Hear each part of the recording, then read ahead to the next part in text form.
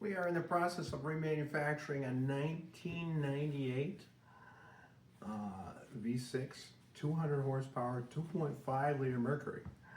We've been remanufacturing these motors since 1993, probably done hundreds of them, and we've never seen one corrode out. This motor doesn't have sacrificial anodes or zincs inside the power heads.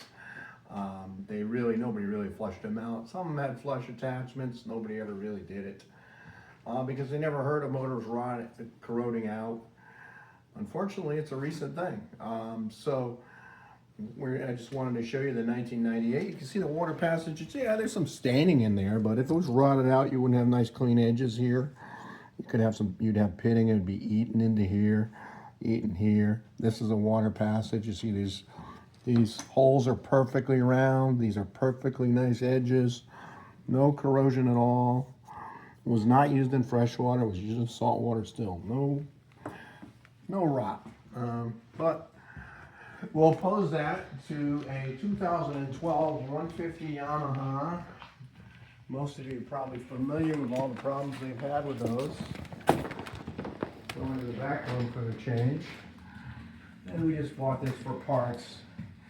And you can see this is pretty famous exhaust rotting out, mainly on the 225s and the 250s from the early 2000s.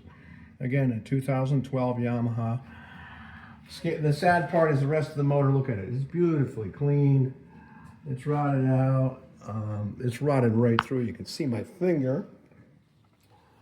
So I was talking to a naive friend of mine, and he says, well, it's salt water. They all rot out. Well, how come I have remanufactured motors from the 1980s and there's no evidence of corrosion at all, even though I know they were using salt water?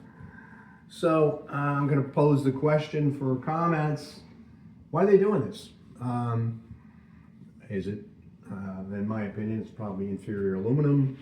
It could be there's more voltage in it. This part here is a water-cooled voltage regulator. That could be throwing some voltage inside the engine. That would cause it to corrode out.